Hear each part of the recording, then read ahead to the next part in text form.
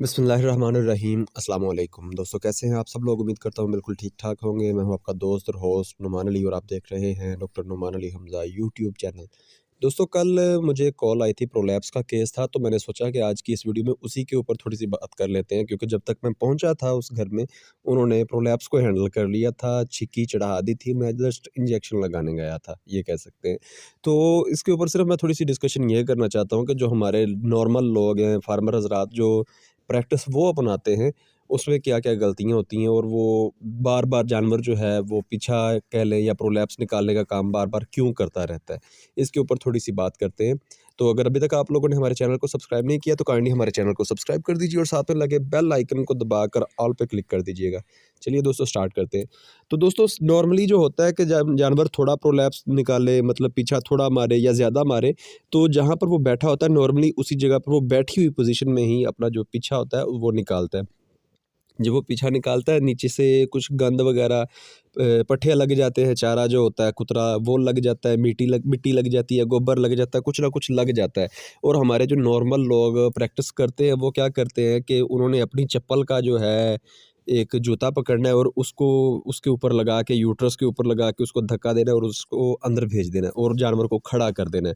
Normally ऐसे ही करते हैं ताकि जानवर ज़्यादा देर कुछ देर बैठे ना और जानवर ज़ोर लगाने की कोशिश ना करे और ऊपर से वो छिक्की चढ़ा देते हैं। यहाँ पर जो गलती वाली चीज़ है वो ये है कि हम एक तो जो है जानवर की बहुत नाज़ुक चीज़ होती है, यूट्रस जो है काफ़ी नाज़ुक चीज़ होती है।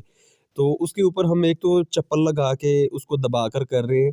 चप्पल के वजह से भी कोई ना कोई मसला बन जाता है। डायरेक्ट तो हाथ भी नहीं लगाते, कोई जो प्रैक्टिशनर्स होते हैं वो ग्लव्स चढ़ा कर के कहीं हमारे हाथ से ये जो नाखून होते हैं ये लग के कहीं उसको कोई प्रॉब्लम ना हो जाए। लेकिन कुछ लोग कर लेते हैं हाथों से, बट उनके नाखून बहुत छोटे-छोटे होते हैं। मतलब आप वो सेंसिटिविटी को समझें कि मैं मेन जो फ़ोकस कर रहा हूँ वो नाखून पे है कि कहीं नाखून ना लग जाए और उससे प्रॉब्लम ना आ जाए।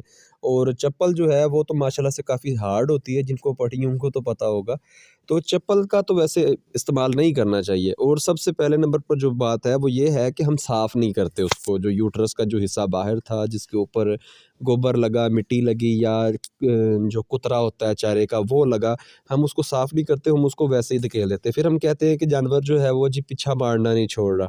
मतलब जानवर बार-बार पीछा मारी जा रहा है। उसकी वजह यही होती है कि जब आप जानवर को ऐसे मतलब उसके यूट्रस को गंदी हालत में अंदर भेजेंगे, तो वो अंदर जाके इरिटेशन करेगी। जो कचरा था, चारा था, गोबर था या मिट्टी थी, जो भी थी, वो अंदर जाके इरिटेशन करेगी, जानवर बार-बार ज़ोर लगाता रहेगा जब तक कि वो बिल्कुल साफ़ नहीं होती। एक और चीज़ होती है कि फॉर एग्ज़ाम्पल कुछ देर अगर आपको नहीं पता चलता, बाज़ औक़ात लोगों को नहीं भी पता चलता, तो जो यूट्रस होती है उसके ऊपर कट्स वग़ैरह आ जाते हैं या कह लें कि ख़राशें आ जाती हैं या कहीं न कहीं से मतलब छिल जाती है किसी न किसी वजह से। कोई जानवर, कोई परिंदा, कोई या फिर वैसे नीचे मतलब पड़ी रहने से भी छिल जाती है। तो वहाँ से ब्लीडिंग भी जब-जब होती है, तब-तब जानवर जो है उसको इरिटेशन होती है और जानवर ज़ोर लगाता है। हाँ, कुछ केसेज़ में छिक्की जो होती है वो कंट्रोल कर देती है, वो जो रस्से की बनाकर उन्होंने डाली होती है, वो पीछे को या प्रोलैप्स को कह लें कि वो कंट्रोल कर लेती है और जानवर की यूट्रस बाहर नहीं आती। लेकिन बहुत कम केसेज़ होता है, लेकिन उनमें बाहर आ भी जाती है और कुछ जानवर जो हैं उनमें कमज़ोरी का भी मसला बन जाता है।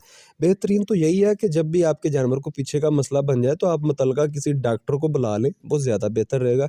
लेकिन अगर आप खुद से करना चाहते हैं, आपको पता है कि आप कर लेते हैं, तो मैं आपको 2-3 चीज़ें ज़रूर बताऊँगा कि एक तो चप्पल का इस्तेमाल करना बंद कर दें। हम कुत्तों को हाथ लगाकर भी बाद में साबुन से हाथ कर धो के पाक कर लेते हैं, तो पीछा भी कोई बुरी चीज़ नहीं है या यूट्रस इतनी बुरी चीज़ नहीं है कि हम अपने हाथों को बाद में साबुन से धोकर साफ़ नहीं कर सकते। ठीक है? तो एक तो अपने डायरेक्ट हाथों का इस्तेमाल कर लें, अगर ग्लव्स पहन लेते तो वो ज़्यादा बेहतर है, लेकिन अगर ग्लव्स नहीं तो काइंडली इतना ज़रूर ख़्याल करें कि आपके जो नाखून हैं, वो जितने हो सके छोटे हों। मतलब आपके नाखून बड़े हुए ना हों, ये ना हो कि आप हाथ लगाएँ और नाखून लग जाए और वो क्या कहते हैं कि लेने के देने पड़ जाएँ। लाइक आप बचाने की कोशिश कर रहे हैं, लेकिन जानवर जो है वो मज़ीद मसला कर रहा हो। और उसके अलावा आपने जानवर को जो उसका मतलब पीछा है, यूट्रस है, उसको आपने अच्छे से साफ़ करना है पानी की मदद से। ताज़ा पानी ले लें, अगर गर्मी का मौसम है तो मैं तो कहूँगा कि ठंडा पानी ले लें। उससे 2 फ़ायदे होते हैं, एक तो वो वाला हिस्सा जो होता है जहाँ पर मतलब आप जहाँ-जहाँ पानी डालते हैं वो सुन्न हो जाता है और दूसरे नंबर पर वो साफ़ अच्छे से हो जाता है। और बेहतर है कि आप पानी के अंदर कोई एंटीसेप्टिक सॉल्यूशन लाइक डेटॉल वगैरह जो है उसका इस्तेमाल कर लें। अगर आपको मिल जाए तो ठीक है, अगर नहीं तो आप सादा पानी से भी साफ़ कर सकते हैं, कोई इशू नहीं है। लेकिन अगर एंटीसेप्टिक हो तो वो ज़ाहिर सी बात है कि वहाँ पर जरासीमों की जो मुदाखलत है उसको कम कर देगा और काफ़ी हद तक जानवर को इरिटेशन से निजात मिल जाएगी। पीछे को आप जैसे भी अंदर करते हैं, आपने अंदर पहुँचा दिया, क्योंकि अभी ये प्रैक्टिशनर वाला तरीका अगर मैं आपको समझा तो नहीं सकता, लेकिन जैसे आप करते हैं आप वैसे ही कर लें। बस जो कुछ प्रैक्टिसेज़ हैं वो मैंने आपको बता दी हैं, हाथों को साफ़ करके और अपने डायरेक्ट हाथों को इस्तेमाल कर लें और नाखून जो है वो जितने छोटे हो सके और पानी से अच्छी तरह साफ़ करके, मतलब आप कोशिश करें कि जितना कचरा साफ़ हो सके उसको साफ़ करके फिर उसको अंदर भेजें।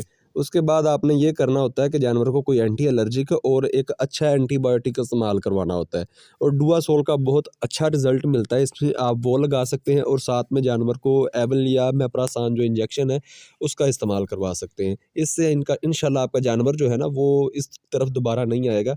अल्लाह ना करे अगर दोबारा आता है तो फिर ये जो डुआसोल का इंजेक्शन है उसको रिपीट कर दें, इंशाल्लाह ठीक रहेगा। तो दोस्तों ये थी हमारी आज की वीडियो। उम्मीद है वीडियो आपको अच्छी लगी होगी। अगर वीडियो अच्छी लगी हो तो लाइक कीजिए, दोस्तों के साथ शेयर कीजिए और कमेंट सेक्शन में अपनी राय का इज़हार ज़रूर कीजिएगा। अल्लाह हाफ़िज़।